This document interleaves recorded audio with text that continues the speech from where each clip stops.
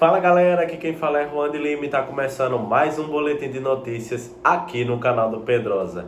Então, roda a vinheta.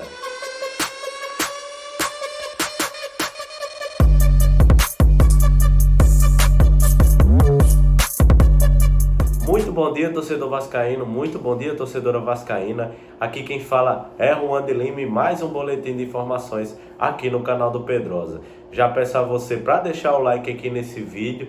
A gente vai falar sobre muita coisa, tem negociações aí engatilhadas, segundo o jornalista, que está falando sobre Gustavo e Mateuzinho, tem aí lateral e aí atacante, que o Vasco já tem negociações engatilhadas. Vamos falar sobre essa questão dos jogadores do Vasco que já estão próximos e os que podem inclusive renovar o contrato como jogador. Vamos falar sobre muita coisa aqui nesse vídeo, então por favor deixa o like aqui no vídeo. Se você não for inscrito no canal, se inscreve no canal, ativa o sininho das notificações e vamos embora para a notícia. Vamos logo falando aqui de Wellington Rato, atacante aí do Atlético Goianiense, 30 anos, aí destaque na última Série A do time goiano, era o titular absoluto, bons números ele tem, enfim, o Wellington Rato deu entrevista recente à ESPN, mais especificamente ontem, e falou sobre os clubes interessados nele. Ele falou sobre Cruzeiro, São Paulo e Vasco.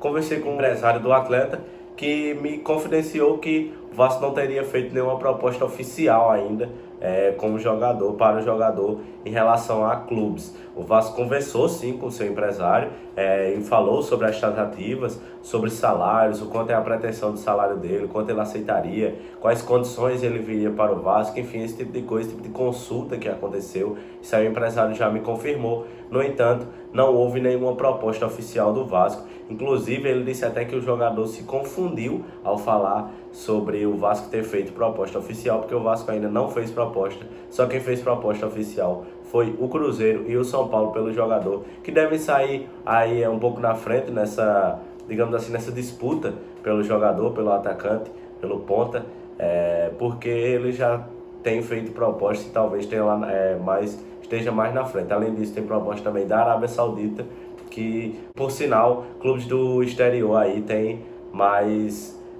um valor menor para a multa, para tirar a multa, tirar o jogador da multa é de cerca de $1 milhão, daria mais ou menos 5 milhões aí de reais. E para times do Brasil são cerca de 10 milhões de reais. E aí, torcedor, você acha que vale a pena pagar 10 milhões de reais em um Wellington Rato? Eu particularmente acho que esse é um valor alto. Eu acho que caso o Vasco queira ele, acho que deveria negociar e ver aí um valor mais abaixo, enfim. Mas o que é que você acha? Comenta aqui, sua participação é muito importante para o canal. Além disso, vamos atualizar aqui quem já está chegando e quem está saindo do Vasco, relembrar um pouco do que tem acontecido. As especulações ultimamente têm acontecido dentro do Vasco e vamos lembrar de algumas. O caso de Júnior Urso, que já está basicamente fechado, é a primeira contratação aí do Vasco, já está fechado, já está tudo certo. Ele já chegou ao Brasil no domingo, volante de 32 anos, joga como volante, também pode jogar um pouco mais aproximado ali, próximo ao gol, próximo à área, perdão. Então aí Júnior Urso é sim o novo reforço do Vasco. Falta só alguns detalhes em relação a exames, esse tipo de coisa para ele ser anunciado pelo Gigante da Colina. Além disso, tem aí Pedro Raul, que já está muito bem encaminhado também a negociação. Falta só o aval do time japonês, na qual ele pertence. Pedro Raul tem 24 anos, tem 1,92 m de altura e aí já fez, no último ano, deu 26 gols e 2 assistências, foi vice-artilheiro do Campeonato Brasileiro. Então aí muito provavelmente é a primeira, talvez, grande contratação, não é necessariamente a melhor contratação que a gente espera desse novo Vasco. No entanto, é sim uma boa contratação, é sim uma contratação que tem que ser validada, ele que vem aí para ser comprado pelo Vasco. O Vasco está comprando o jogador lá do time japonês, do Kashiwa Reysol, então é um jogador que a gente tem que valorizar, esse tipo de jogador que o Vasco está fazendo. É uma nova mudança, né? O Vasco aí está aí contratando agora jogadores, fazia tempo que a gente não contratava ninguém. Júnior Urso veio de forma gratuita, foi uma oportunidade de mercado e Pedro Raul aí, muito provavelmente, deve ser anunciado em breve como mais um reforço do Vasco, mais um junto com o Júnior Urso. Além disso, a gente também tem que falar sobre renovações na diretoria do Vasco. Por quê? Porque a gente tem que lembrar que Carlos Brasil saiu, que ele era gerente de futebol do Vasco, ele foi para a base, voltou para a base do Vasco.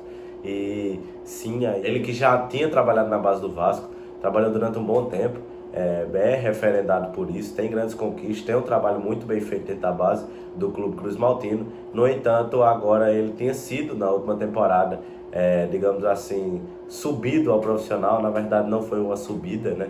Ele que foi para o Corinthians, trabalhar na base do Corinthians e depois foi ao profissional do Vasco.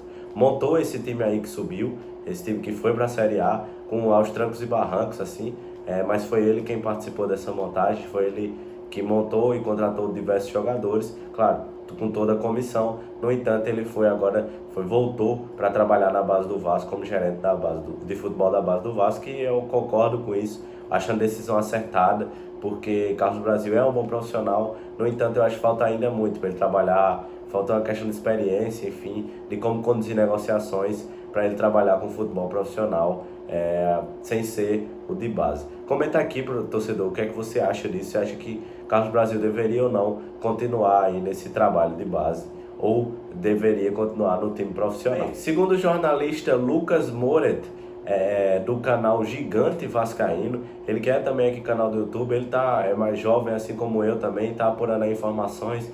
Indico aqui para seguir ele no Twitter.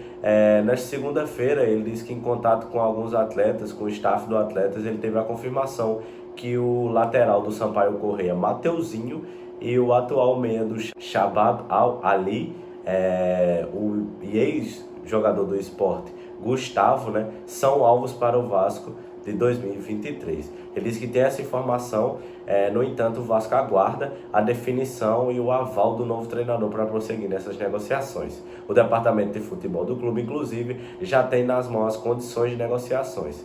Ele disse que são em situações engatilhadas, segundo esse jornalista, na qual Mateuzinho e Gustavo, ex-meia do Sport, teriam aí esse desejo de serem contratados pelo Vasco. Gustavo, a expectativa é que o Vasco efetue os direitos de compra do jogador. Os valores giram em torno de 4 milhões de dólares, pela cotação atual dá mais ou menos 21 milhões de reais.